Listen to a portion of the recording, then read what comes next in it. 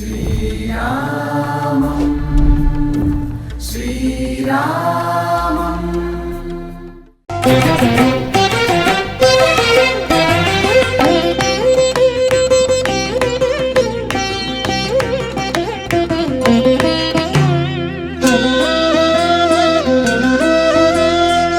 నమస్తే అండి. మనం రామకోటి రాస్తాం కదా, రామకోటి రాసే వాళ్ళు ప్రపంచంలో ఎక్కడి నుంచి రాసినా అయోధ్యకి పంపిస్తారు కదా.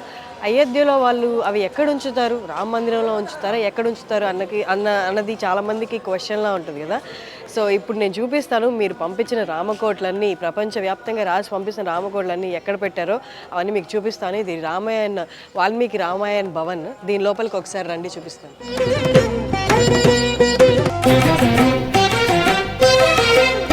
మీరు రాసి పంపిన రామకోటి పుస్తకాలు ఇవన్నీ మీరు ఎంత జాగ్రత్తగా, ఎంత భక్తితో రాసి పంపించారో మీరందరూ, అదే భక్తితో వీళ్ళు కూడా సురక్షితంగా మీరు రాసి పంపిన రామకోటి పుస్తకాలని ఇక్కడ భద్రపరిచారనమాట.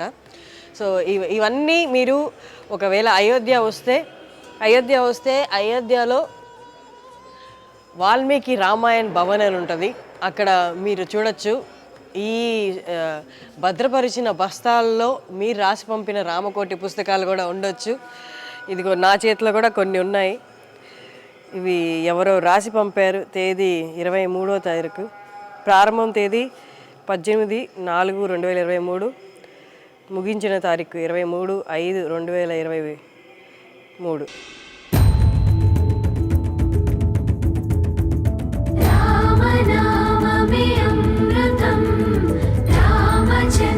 మీరు ఎంతైతే భక్తితో రాసి పంపారో వీళ్ళు కూడా అంతే సురక్షితంగా భక్తితో వీటన్నిటినీ ఇక్కడ పెట్టి ఉంచారు.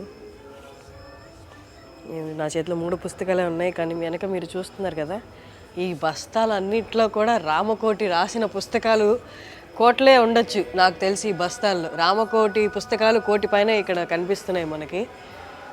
ఇవన్నీ మీరు అయోధ్య వస్తే చూడొచ్చు, వాల్మీకి రామాయణ్ భవన్లో. అక్కడే కాకుండా మనం ఇదే ఇటు కొంచెం పక్కకు వస్తే ఇక్కడ కూడా ఎన్నో భద్రపరిచున్నారు. అలాగే ఇక్కడ ఈ గోడలు చూస్తే వాల్మీకి రామాయణ్ భవన్లో ఆ గోడల మీదంతా కూడా మీరు చూడొచ్చు, రామాయణం రాశారనమాట. ఈ పాలరాతి మీద చెక్కించారు. ఈ భవనం మొత్తం ఇలాగే ఉంది.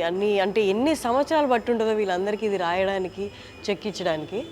బట్ లైటింగ్ ఇక్కడ సరిగ్గా లేదు, కానీ మీరు కొంచెం క్లోజప్లో చూసినట్టయితే మొత్తం భవనాలన్నీ, ఈ భవన గోడలన్నీ రామాయణంతో నింపేశారనమాట.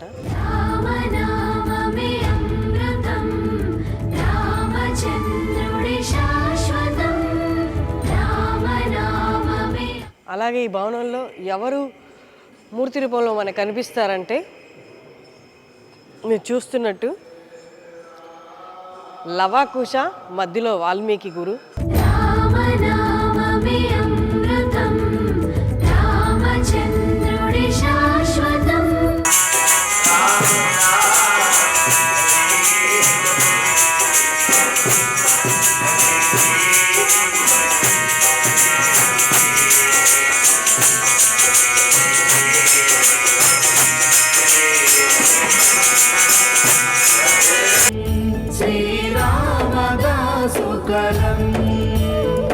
రామచిలక స్వరం శ్రీరామదాసుకరం.